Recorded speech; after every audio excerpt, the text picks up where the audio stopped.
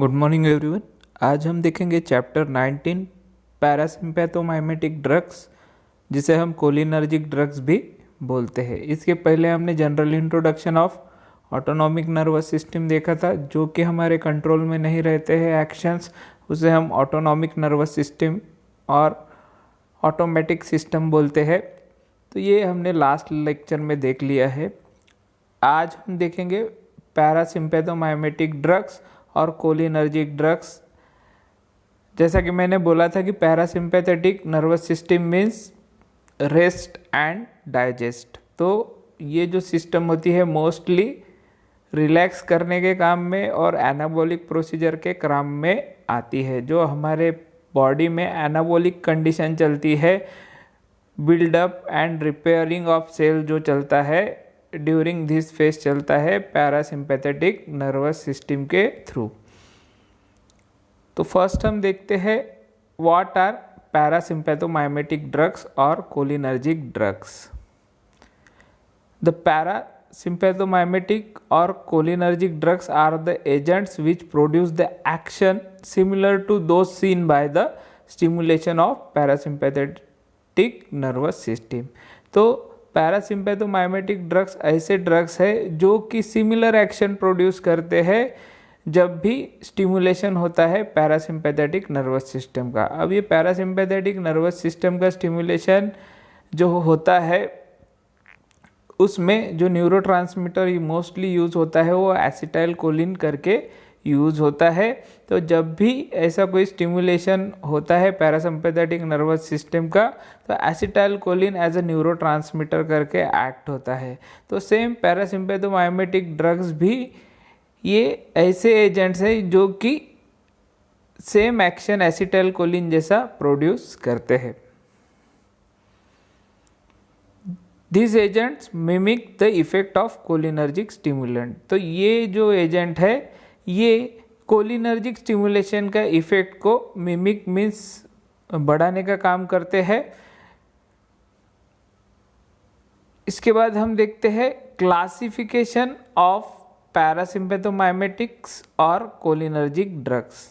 तो फर्स्ट आता है ईस्टर्स ऑफ कोलिन, जिसमें आता है मीथाकोलिन, कार्बाकॉल, बिथैनिकॉल, एसिटाइलकोलिन।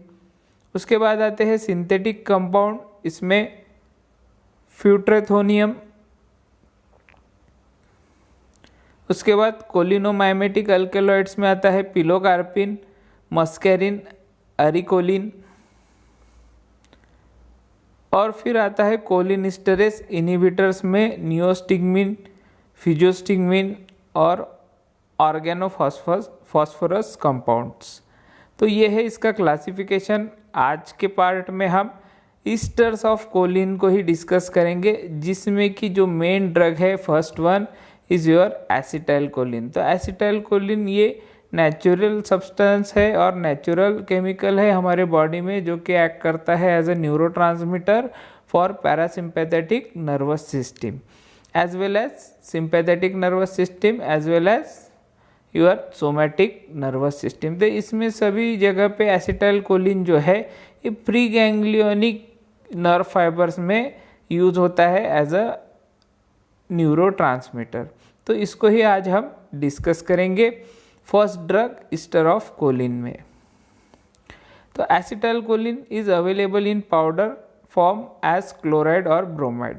तो एसिटाइलकोलिन अगर हम एक्सटर्नली एज अ फॉर्मुलेशन लेने जाएंगे तो मार्केट में अवेलेबल है ये in a powder form as a salt of chloride और ब्रोमाइड। क्लोराइड सॉल्ट और ब्रोमाइड सॉल्ट जो है एसिटाइलकोलिन के ये मार्केट में अवेलेबल है in the form of powder. It rapidly hydrolyzes in neutral or alkaline medium, hence its solution is be preserved in acidic pH। तो ये जो एसिटाइलकोलिन जो है ये इजीली और रैपिडली हाइड्रोलाइज हो जाता है न्यूट्रल कंडीशन में या फिर अल्कलाइन कंडीशन में और अल्कलाइन मीडियम में। हेंस इसका जो भी सॉल्यूशन है अगर हमें प्रिजर्व करना है तो एसिडिक पीएच पे हमें उसे प्रिजर्व करना है। मीन्स हमारा पीएच जो है वो बिलो 7 होना चाहिए, मीन्स न्यूट्रल के पीएच से थोड़ा कम होना चाहिए या फिर जो भी डिजायर्ड pH है वो होना चाहिए। When given orally, it is destroyed in gastrointestinal tract। तो एसिटाइल कोलिन को जब हम ओरली देते हैं तो जीआई ट्रैक्ट में ये डिस्ट्रॉय हो जाता है और डिस्ट्रॉय होने की वजह से इसका मेटाबॉलिज्म हो जाता है, जिसके वजह से इसके एक्शंस हमें और फार्माकोलॉजिकल एक्शंस हमें दिखते नहीं है। On intravenous administration has no appreciable actions. This is because considerable amount of acetylcholine is destroyed by pseudocholinesterase in plasma and by true cholinesterase at the site of action। तो orally तो destroy होता ही है bye gastrointestinal tract, stomach में जाते बराबर ये destroy हो जाता है। बट अगर हम इसको इंट्रावेनसली भी एडमिनिस्टर करते हैं तो इतना अप्रिशिएबल एक्शंस नहीं मिलते हैं। अब ये क्यों नहीं मिलते हैं? Because there is a presence of pseudocholinesterase. ये हमने लास्ट चैप्टर में डिस्कस किया था, ये प्लाज्मा में प्रेजेंट होता है। इसके अलावा ट्रू कोलिनिस्टेरेज, ये ट्रू कोलिनिस्टेरेज भी जो है ये साइट ऑफ एक्शन पे प्रेजेंट होता है, जहाँ पे भी इसका एक्शन होगा एसिटाइल कोलिन का वहाँ पे प्रेजेंट होता है, जिसकी वजह से अगर हम इसको एक्सटर्नली लेते हैं और ओरली लेते हैं और बाय इंट्रावेनस रूट से भी लेते हैं तो ये डिस्ट्रॉय हो जाता है और मेटाबोलाइज हो जाता है। अब हम देखते हैं फार्माकोलॉजिकल एक्शन। तो फर्स्ट वन है इसके मस्कैरिनिक एक्शन। तो जैसा कि हमने देखा था कि कोलिनर्जिक और पैरासिम्पैथेटिक नर्वस सिस्टम में दो टाइप के रिसेप्टर होते हैं, एक होता है मस्कैरिनिक रिसेप्टर और दूसरा होता है आपका निकोटिनिक रिसेप्टर। तो मस्कैरिनिक एक्शन फर्स्ट हम देखते हैं। The action produced by endogenous release और exogenous administered acetylcholine on receptor of organ with postganglionic parasympathetic nervous supply are known as muscarinic action. This action is blocked by atropine। तो muscarinic action क्या है? जो भी endogenous means inside our body या फिर हम externally administer करते हैं एसिटाइलकोलिन, और वो जब रिसेप्टर जो होते हैं रिसेप्टर जो होते हैं ऑर्गन्स पे, specially post ganglionic parasympathetic nervous system supply जहाँ जिस ऑर्गन्स में होता है वहाँ पे जब एक्शन दिखाते हैं हमारा एसिटाइलकोलिन, उसे बोलते हैं हम muscarinic action. This action is blocked by atropine. तो ये एक्शन जो है ये एट्रोपिन इजीली ब्लॉक करता है। तो फर्स्ट फार्माकोलॉजिकल एक्शन हम देखते हैं मस्कैरिनिक एक्शन, जिसमें आता है कार्डियोवास्कुलर सिस्टम। अब ये कार्डियोवास्कुलर सिस्टम जो है हमारा हार्ट और जो ब्लड वेसल्स है उस पे जो मस्कैरिनिक रिसेप्टर्स होते हैं वो क्या इफेक्ट दिखाते हैं when we administered acetylcholine as a drug और endogenous release of acetylcholine. In mammals, acetylcholine depress the SA node, slow down the heart rate and may produce cardiac arrest।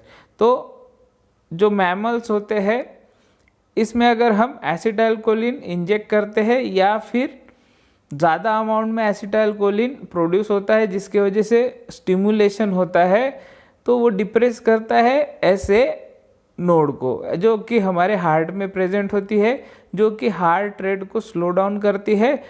और अगर ज़्यादा ही डिप्रेस हो जाए ऐसे नोड तो वो अल्टीमेटली कार्डियक अरेस्ट प्रोड्यूस करते हैं, जिसके वजह से हमारा हार्ट पंप करना बंद कर देता है। It depresses the contractility and tends to produce atrioventricular block by depressing atrioventricular conduction. तो ऐसे नोड को तो डिप्रेस करती ही है, बट इसके अलावा ये जो है हार्ट का कॉन्ट्रैक्टिलिटी को भी डिप्रेस करती है और प्रोड्यूस करती है एट्रियोवेंट्रिकुलर ब्लॉक। मीन्स जो एवी नोड का जो ब्लॉक है ये भी प्रोड्यूस करती है बाय डिप्रेसिंग एट्रियोवेंट्रिकुलर कंडक्शन। तो एट्रियोवेंट्रिकुलर कंडक्शन को डिप्रेस करके एट्रियोवेंट्रिकुलर ब्लॉक भी ये डिप्रेस करती है, जिसकी वजह से आपको हार्ट का जो कॉन्ट्रैक्टिलिटी है और कॉन्ट्रैक्शन है वो भी डिप्रेस दिखेगा अगर हम एसिटाइलकोलिन इंजेक्ट करते हैं या फिर endogenously excess amount of acetylcholine release होता है ड्यू टू सर्टेन रीजन। उसके बाद आते हैं ब्लड वेसल्स पे। ब्लड वेसल, अभी फर्स्ट हमने हार्ट देख लिया, उसके बाद ब्लड वेसल्स पे क्या इफेक्ट दिखाता है। Acetylcholine causes relaxes of vascular smooth muscles and this causes vasodilation of smooth muscles specially skin and mucous membrane. तो ये वस्कुलर स्मूथ मसल्स को रिलैक्स करने का काम एसिटाइलकोलिन करता है, जिसके वजह से वासोडाइलेशन होता है और वासोडाइलेशन होने के वजह से आपकी स्किन और म्यूकस मेम्ब्रेन की जो स्मूथ मसल्स है वो भी वासोडाइलेट होती है, जिसकी वजह से फ्लशिंग नाम का चीज होता है। Flushing means redness of skin due to excessive supply of blood. Excessive supply of blood toward skin होता है, जिसके वजह से फ्लशिंग इफेक्ट दिखता है। स्किन में एक गर्माहट आती है और सेंस ऑफ वार्म जो है वो हमारे स्किन में आता है due to excess flow of blood by vasodilation effect. The blood pressure falls as a result of decreased total peripheral resistance and decreased cardiac output। तो एसिटाइलकोलिन के वजह से ब्लड प्रेशर में भी फॉल आता है, जिसके वजह से ये ब्लड प्रेशर फॉल किसकी वजह से आता है, due to decrease total peripheral resistance. तो वासोडाइलेशन होने की वजह से स्मूथ मसल्स का रिलैक्स होने की वजह से पेरिफेरल रेजिस्टेंस वो कम होने लगता है, जिसकी वजह से ब्लड प्रेशर डिक्रीज होता है। इसके अलावा जो कार्डियक आउटपुट जो है वो भी डिक्रीज होता है, जो कि हमने इससे पहले देखा था कि ऐसे नोड पे as well as atrioventricular conduction पे डिप्रेसिव इफेक्ट होता है आपके एसिटाइलकोलिन का। इसके बाद देखते हैं अदर स्मूथ मसल्स पे क्या इफेक्ट पड़ता है अगर हमारा एसिटाइलकोलिन एक्सेस अमाउंट में स्टिमुलेट करता है या फिर हम एक्सटर्नली एसिटाइलकोलिन को लेते हैं। तो acetylcholine increases tone of smooth muscles of GIT and thus increases peristalsis. तो एसिटाइलकोलिन जो है ये जीआई ट्रैक्ट मीन्स आपका गैस्ट्रोइंटेस्टिनल ट्रैक्ट जो है उसका स्मूथ मसल्स का टोन बढ़ाता है, जिसकी वजह से पेरिस्टाल्टिक मूवमेंट बढ़ता है। तो स्पिंक्चर आर रिलैक्स। तो स्पिंक्चर जो होता है ये रिलैक्स होता है ड्यू टू दिस एसिटाइलकोलिन। इसके अलावा it contract smooth muscles of gall and urinary bladder. जो गॉल ब्लैडर होते हैं और यूरिनरी ब्लैडर जो होते हैं वहाँ के स्मूथ मसल्स को ये कॉन्ट्रैक्ट करने का काम करता है। Bronchial smooth muscles are constricted and they may cause apnoea.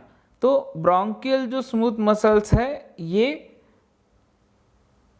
Contract हो जाती है ड्यू टू एसिटाइलकोलिन, जिसके वजह से हाइपोक्सिया, जिसे हम एपनिया भी बोलते हैं, ये होने का चांस होता है। डिफिकल्टी इन ब्रीदिंग जो हम बोलते हैं वो होने का चांस होता है अगर एसिटाइलकोलिन एक्सेस अमाउंट में स्टिमुलेट करता है वहाँ के मस्कैरिनिक रिसेप्टर्स को।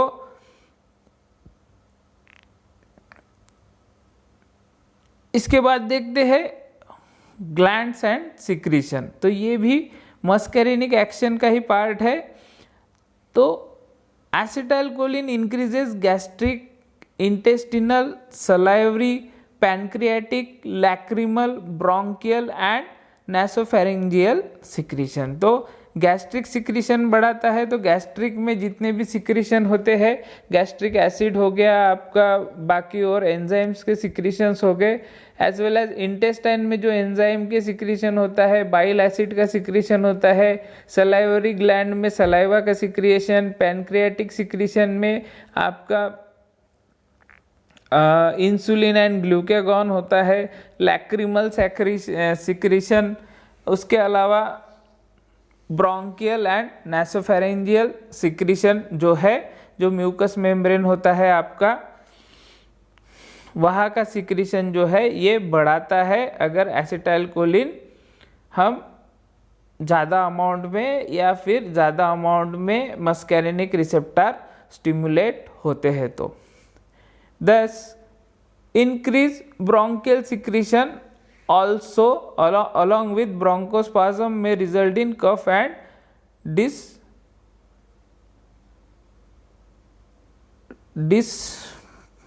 मेरा टंग ट्विस्ट हो रहा है, डिस्पनोइया।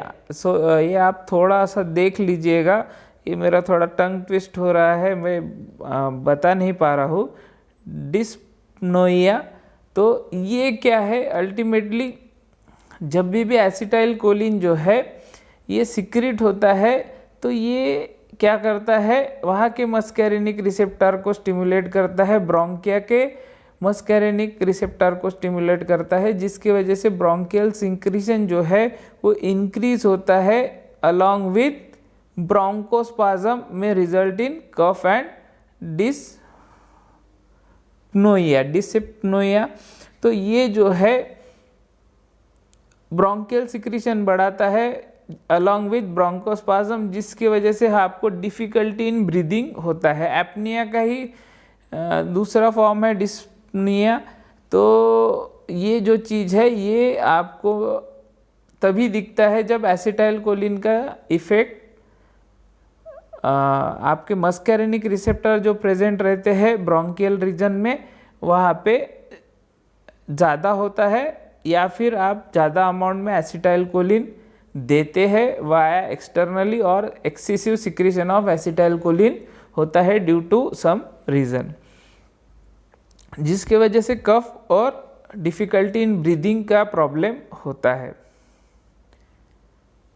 As the postganglionic sympathetic fibers supplying sweat glands are cholinergic, तो जो स्वेट ग्लैंड्स होती है भले ही ये सिंपैथेटिक नर्वस सिस्टम में आती है, मीन्स आप इसको थोड़ा समझिएगा, ये पॉइंट इम्पॉर्टेंट है। स्वेट ग्लैंड्स जो होती है ये सिंपैथेटिक नर्वस सिस्टम में आती है, बट ये स्वेट ग्लैंड ही एक ऐसी ग्लैंड है जो कि एसिटाइलकोलिन कंट्रोल करता है।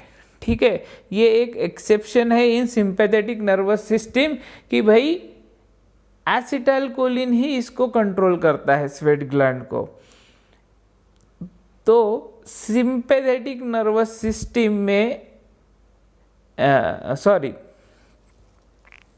सिंपैथेटिक नर्वस सिस्टम में मोस्टली पोस्ट गैंग्लियोनिक जो नर्व फाइबर है वहाँ से नॉर एड्रेनालिन रिलीज होता है, but in case of sweat gland post ganglionic sympathetic fibre से एसिटाइलकोलिन रिलीज होता है। तो अल्टीमेटली स्वेट ग्लैंड भी क्या है, कोलिनर्जिक इन नेचर है। तो जब भी एसिटाइलकोलिन एक्सिस अमाउंट में रिलीज होता है और मस्कैरिनिक रिसेप्टर जो प्रेजेंट है स्वेट ग्लैंड में वहाँ पे वो बाइंड होता है, तो वो स्वेट को इंक्रीज करता है। जो स्वेटिंग होता है, हमें पसीना जो आता है उसको इंक्रीज करता है। और यही एक एक्सेप्शन है in your sympathetic nervous system. Confuse मत होइए, हम पढ़ रहे हैं parasympathetic nervous system, but it's a sweat gland, it's a part of sympathetic nervous system, and which is only exception in which post ganglionic sympathetic fibre use acetylcholine as a neurotransmitter. ठीक है, ये आप ध्यान में रखिएगा।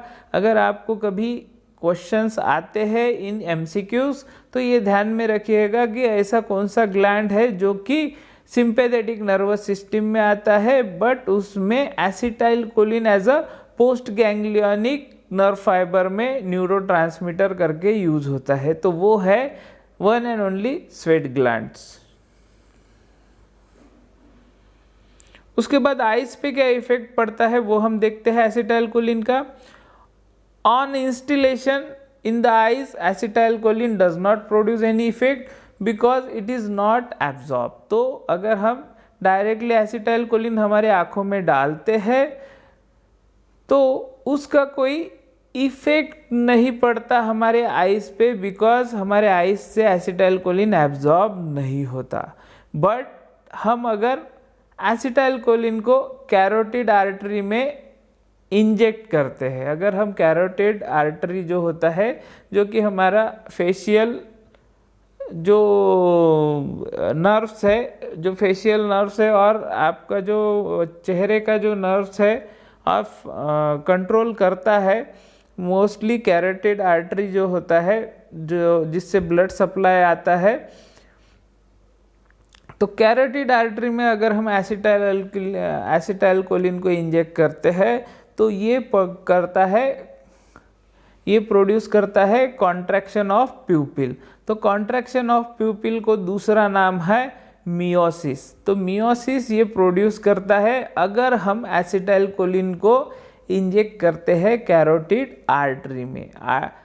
But अगर हम simply eyes में उसे डालते हैं तो उसका कोई भी इफेक्ट नहीं होता हमारे आंखों पे, because it is not absorb by our eyes directly. ठीक है, तो कैरोटिड आर्टरी में हम अगर इसको इंजेक्ट करते हैं इंट्रावेनसली बोलिए,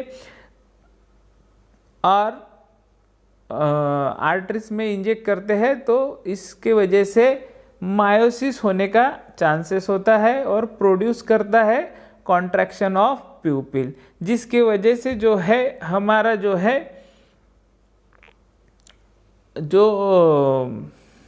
प्यूपिल है वो कॉन्ट्रैक्ट हो जाता है। कॉन्ट्रैक्ट होने के वजह से जो हमारा फोकस है, फोकस ये मीन्स आप इसको क्या बोल सकते हैं, पास की चीज़ों की तरफ फोकस ज़्यादा बढ़ जाता है, हमें दूर की चीज़ें देखने के लिए ज़्यादा मेहनत करना पड़ता है। तो पास के चीज़ें देखने के लिए ये फोकस हो जाते हैं आपके eyes due to acetylcholine if we inject in a carotid artery.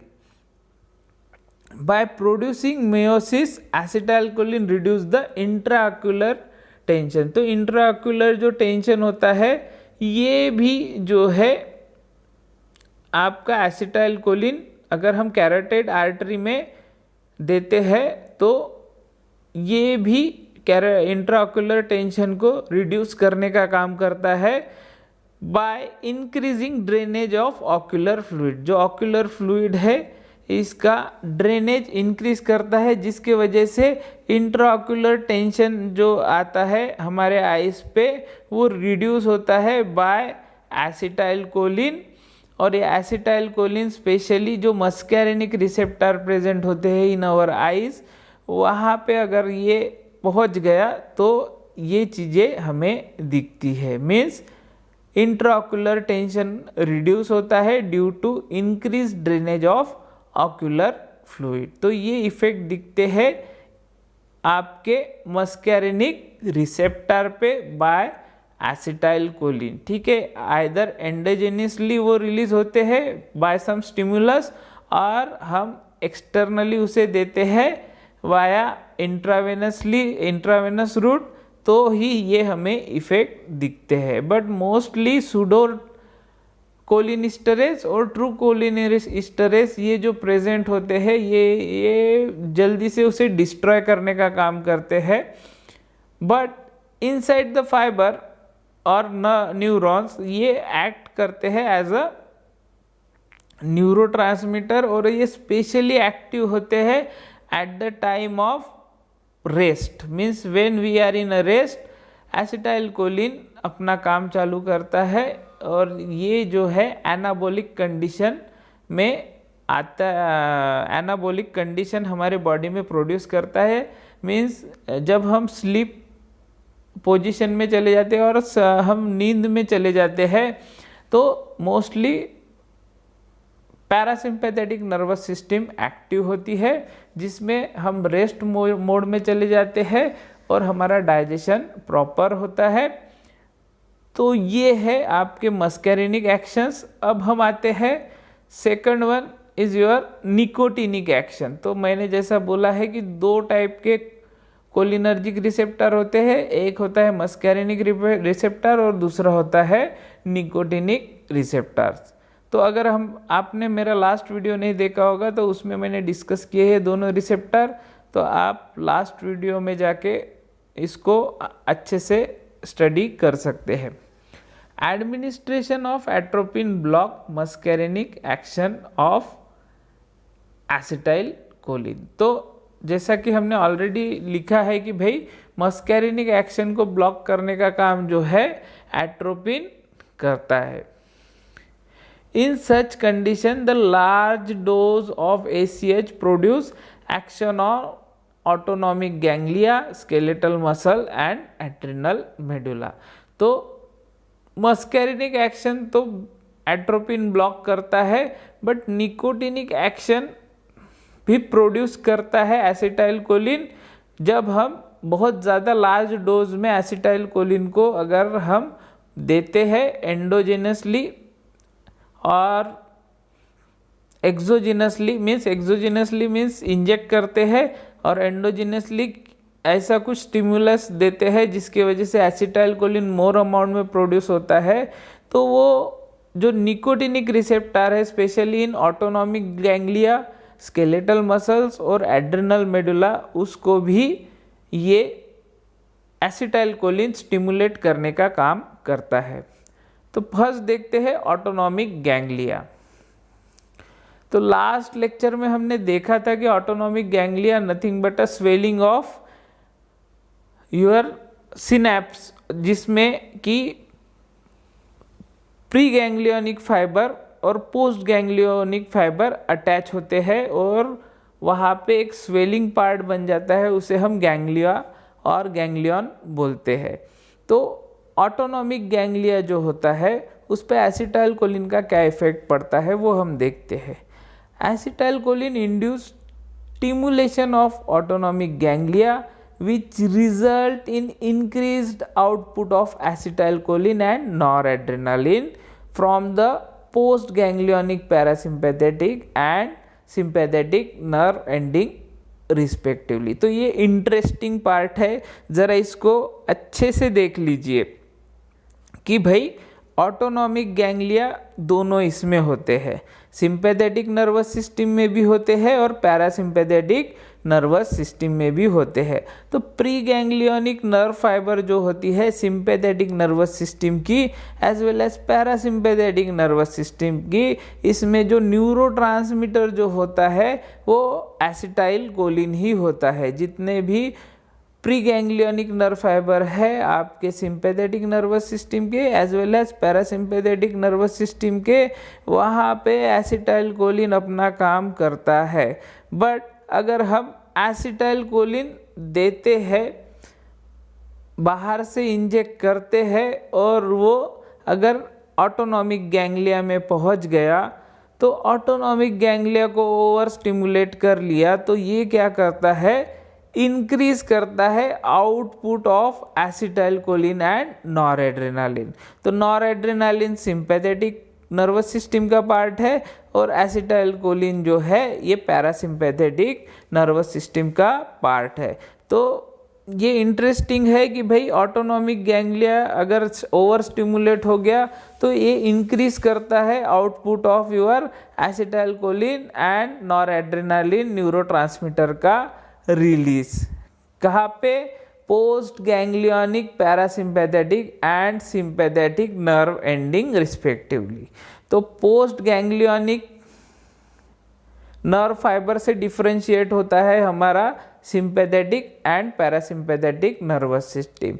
Sympathetic nervous system में नॉरएड्रेनालिन रिलीज होता है पोस्ट गैंग्लियोनिक नर्व फाइबर से, मीन्स गैंग्लियन के बाद वाला जो न्यूरॉन्स गैंग्लियोनिक पार्ट जो बना हुआ है, जैसा कि मैंने 2 वायर का एग्जांपल लिया था, तो जो post ganglionic means after ganglion जो नर्व फाइबर्स होते हैं उसमें जो न्यूरोट्रांसमीटर रिलीज होते हैं उससे हम डिफरेंशिएट करते हैं कि ये सिंपैथेटिक है या पैरासिम्पैथेटिक है। तो जब भी एसिटाइलकोलिन स्टिमुलेट करता है ऑटोनॉमिक गैंग्लिया को, तो इसके वजह से आउटपुट ऑफ एसिटाइलकोलिन और noradrenaline in post ganglionic parasympathetic and sympathetic nerve ending ये बढ़ जाता है, जिसके वजह से आपको फर्दर इसके इफेक्ट और एडवर्स इफेक्ट और साइड इफेक्ट मिलते हैं। The release of non adrenaline increase BP by inducing peripheral vasoconstriction. तो ये जो है नॉरएड्रेनालिन जो कि सिंपैथेटिक नर्वस सिस्टम में रिलीज होता है due to stimulation of autonomic ganglia, ये क्या करता है बीपी को और ब्लड प्रेशर को इंक्रीज करने का काम करता है बाय इंड्यूसिंग पेरिफेरल वासोकंस्ट्रिक्शन। तो पेरिफेरल वासोकंस्ट्रिक्शन करने के वजह से ये क्या करता है ब्लड प्रेशर को इंक्रीज करने का काम करता है। तो ये चीज़ इंटरेस्टिंग है कि ऑटोनॉमिक गैंग्लिया पे अगर एसिटाइलकोलिन ज़्यादा स्टिमुलेट हो गया और वहाँ के निकोटिनिक रिसेप्टर को ज़्यादा स्टिमुलेट कर दिया तो पोस्ट गैंग्लियोनिक नर्व फाइबर्स में एसिटाइलकोलिन भी रिलीज होगा और नॉरएड्रेनालिन भी रिलीज होगा। अगर एसिटाइलकोलिन रिलीज होता है तो आपको डिक्रीज इन ब्लड प्रेशर मिलेगा और नॉरएड्रेनालिन रिलीज होता है तो आपको इंक्रीज इन ब्लड प्रेशर मिलेगा ड्यू टू वासोकंस्ट्रिक्शन। इसके बाद देखते हैं adrenal medulla. Large dose of acetylcholine also stimulate the adrenal medulla to increase secretion of adrenaline which further increase and sustain the rise in blood pressure। तो अगर हमारा large dose of acetylcholine adrenal medulla तक पहुंच गया तो वो adrenal medulla पे जो बैठे हुए निकोटिनिक रिसेप्टर्स है उसको स्टिमुलेट करेगा और अल्टीमेटली एड्रेनालिन का सिक्रीशन करेगा, जिसकी वजह से आपका ब्लड प्रेशर एक तो सस्टेन रहेगा जो कि बढ़ा हुआ है, इंक्रीज हुआ ब्लड प्रेशर एक तो सस्टेन रहेगा या फिर और ज़्यादा ब्लड प्रेशर बढ़ने का चांसेस है। इसके बाद देखते हैं स्केलेटल मायोन्यूरल जंक्शन पे क्या इफेक्ट पड़ता है और न्यूरोमस्कुलर जंक्शन पे क्या आपका इफेक्ट पड़ता है एसिटाइलकोलिन का। Acetylcholine release as a result of stimulation of somatic nerves. तो सोमैटिक नर्व्स को अगर स्टिमुलेट कर दिया गया और कोई इम्पल्स ने उसको स्टिमुलेट किया तो एसिटाइलकोलिन रिलीज होता है, जिसकी वजह से स्केलेटल मसल्स का कॉन्ट्रैक्शन होता है। But very large dose of acetylcholine at myoneural junction, जो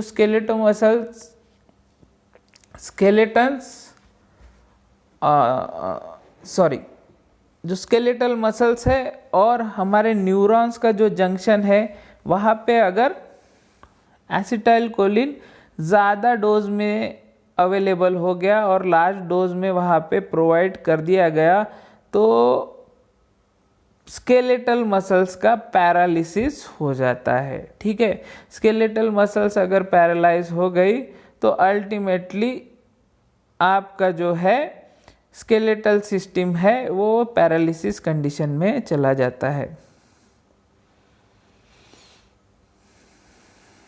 अब हम देखते हैं थर्ड वन मिसलेनियस एक्शन। तो हमने मस्केरेनिक एक्शन देखा, निकोटिनिक एक्शन देखा, अब हम देखते हैं मिसलेनियस एक्शन।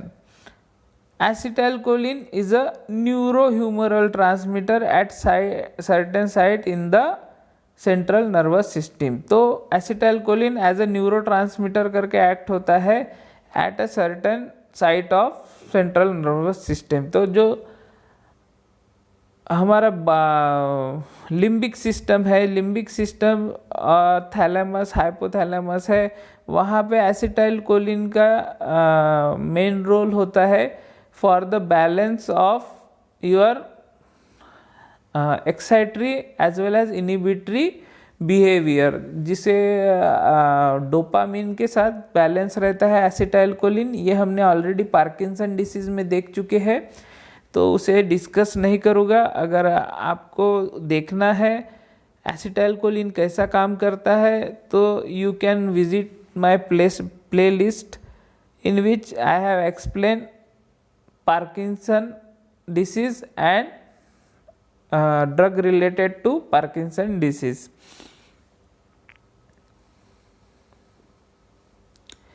तो एसिटाइल कोलिन जो है ये सेंट्रल नर्वस सिस्टम में प्रेजेंट होता है, वहाँ पे एज ए न्यूरोट्रांसमीटर करके एक्ट होता है, but on intravenous administration it does not cross blood brain barrier and hence does not exert any significant central action or effect on central nervous system।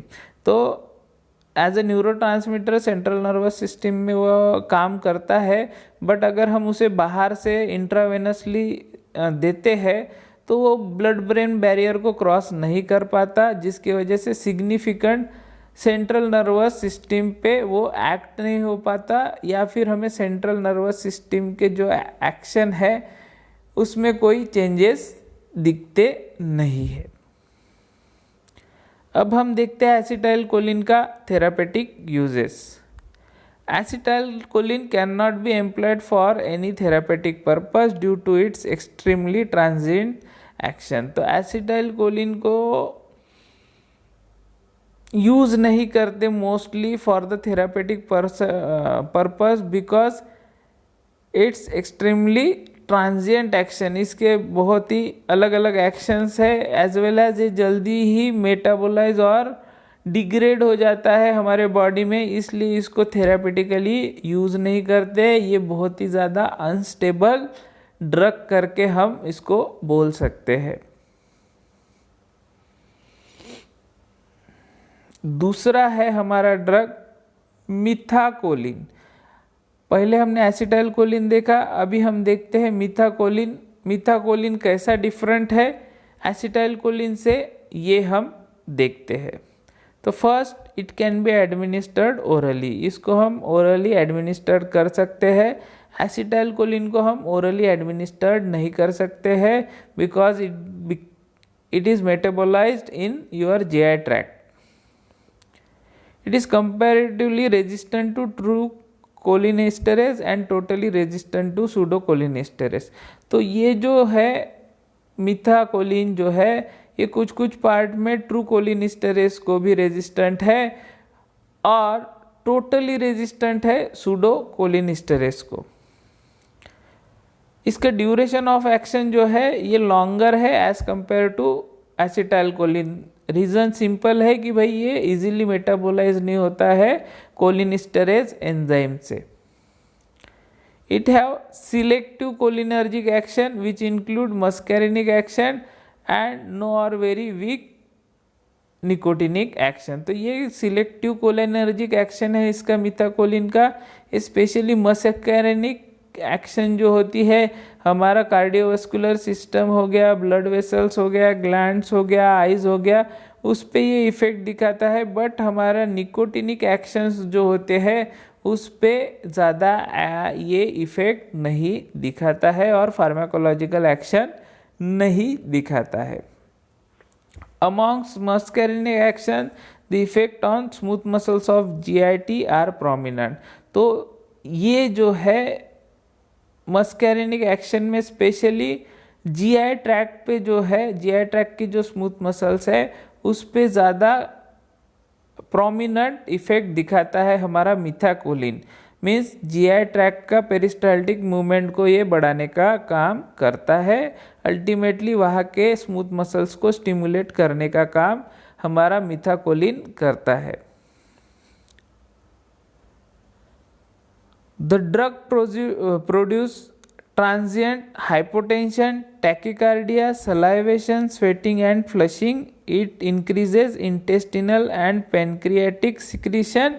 It may produce bronchospasm. तो पहले जो 5 point हमने देखे हैं ये differentiate करते हैं between acetylcholine and methacholine कि कैसा मिथाकोलिन बेटर है than acetylcholine in certain cases. But इसके अलावा इसके वजह से due to stimulation of muscarinic receptors की वजह से क्या क्या चीज़ें होती है, एक तो होता है हाइपोटेंशन, उसके अलावा tachycardia means increase in heart rate, उसके बाद सलाइवेशन बढ़ जाना, इसके बाद स्वेटिंग बढ़ जाना, इंक्रीज इन स्वेटिंग, उसके बाद फ्लशिंग ड्यू टू पेरिफेरल वासोडाइलेशन, जो फ्लशिंग इफेक्ट, हमारी स्किन गर्म होना, ये जो सब चीज़ें हैं ये मिथाकोलिन में दिखती है। It increases intestinal and pancreatic secretion, जो इंटेस्टिनल सिक्रीशन है, जो बाइल एसिड सिक्रीशन बोलिए और एंजाइमेटिक सिक्रीशन बोलिए, एज वेल एज पैनक्रियास जो होते हैं, पैनक्रियास के जो सिक्रीशन होते हैं, ये इन्हें भी बढ़ाने का काम मिथाकोलिन करता है और स्टिमुलेट करने का काम मिथाकोलिन करता है। इसके अलावा ये ब्रोंकोस्पाज्म प्रोड्यूस करता है जिसके वजह से डिफ़िकल्टी इन ब्रीदिंग का प्रॉब्लम हमें होने के चांसेस है। तो ये हो गया हमारा मिथाकोलिन। इसके बाद हम आते हैं कार्बाकॉल पे। Carbachol is more potent than methacholine and is resistant to both true and pseudo cholinesterase. तो कार्बाकॉल जो है ये बहुत ज़्यादा पोटेंट है देन मिथाकोलिन और ये रेजिस्टेंट है दोनों टाइप के एंजाइम को, true cholinesterase as well as pseudo cholinesterase enzyme को। It shows better absorption in gastrointestinal tract as compare to other esters of choline. तो ये गैस्ट्रोइंटेस्टिनल ट्रैक्ट और जीआई ट्रैक्ट से जल्दी एब्जॉर्ब होता है as compare to other ester of choline. In therapeutic dose, it produces flushing of face, sweating, salivation and lacrimation. तो अगर हम इसका थेरापेटिक डोज देते हैं तो flushing of the face means face की तरफ जो ब्लड वेसल्स है और वस्कुलर सिस्टम है वो डायलेट होता है। डायलेट होने की वजह से हमारी स्किन में थोड़ा रेडिशनेस आता है due to over supply of blood और स्किन में गर्माहट आता है। इसके अलावा स्वेटिंग होता है, सलाइवेशन बढ़ जाता है और लैक्रिमेशन मीन्स हमारा जो आँखों में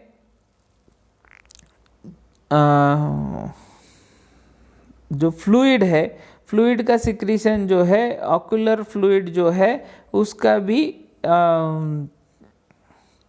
सिक्रीशन बढ़ जाता है। It may produce increase desire to micturition and defecation. तो ये जो है ड्रग ये प्रोड्यूस करता है increase desire for micturition for means urination या फिर डिफिकेशन मीन्स टॉयलेट के लिए या फिर यूरिनेशन के लिए। ये ड्रग जो है डिज़ायर इंक्रीज करने का काम करता है। The muscarinic effect of carbachol are not effectively antagonised by atropine. तो ये जो मस्कैरिनिक इफेक्ट है ये मोस्टली एंटागोनाइज होता है बाय एट्रोपिन जो कि एंटीकोलिनर्जिक ड्रग है। बट इन केस ऑफ कार्बाकॉल ये इतना इफेक्टिवली एंटागोनाइज नहीं हो पाता by the action of atropine. तो ये है कार्बाकॉल। इसके आगे के पार्ट हम नेक्स्ट वीडियो में देखेंगे। If you like the video then like, share and subscribe my channel. Thanks for watching. God bless you.